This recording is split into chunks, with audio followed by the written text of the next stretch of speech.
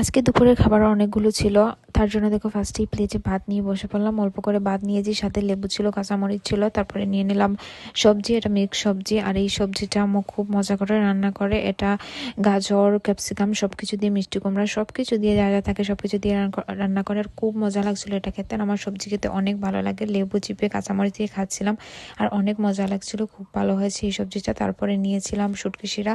আর এই শুটকি শিরার মধ্যে আলু ছিল, কাঁকরোল ছিল, তারপরে মুখে ছিল, সবকিছু দিয়ে এটা মাখিয়ে খাচ্ছিলাম। আর শুটকি শিরাটা খেতে খুব ভালো হয়েছে। আর শুটকি শিরাটা একটু জাল জাল হলে খেতে খুব মজা লাগে। আর সাথে লেবু চিপে নিয়েছি, একটু লেবু চিপে নিলে আরো মজা লাগে।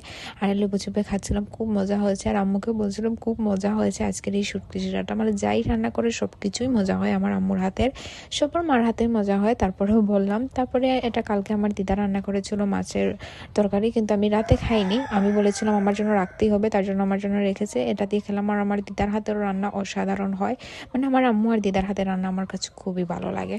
তারপরে একটু সবজি মিক্স করেও মাছ দিয়ে খাচ্ছিলাম, আর খুবই মজা লাগছিল।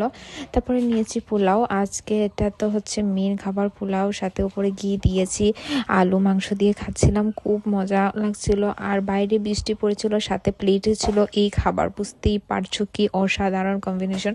আর খুব মজা লাগছিল এটা দিয়ে খেতে। আর পোলাওটা খুব নরম নরম হয়েছে, আর খেতে তো দারুণ লাগছিল। সাথে তো মরিচ ছিল, আর লেবু চিপে ঘি দিয়ে, ঘির ফ্লেভারটা যাচ্ছে, খুব মজা লাগছে। আমার ঘি খেতে খুব ভালো লাগে, আমি এমনি বাদ দিয়ে ঘি খাই।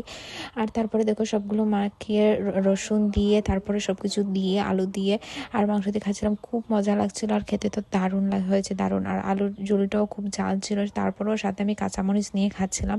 মানে যতই ঝাল হোক, যত ঝাল ঝাল করে খেতে আমার খুব ভালো লাগে। আর এই খাবারগুলো আজকে দারুণ হয়েছে, দারুণ।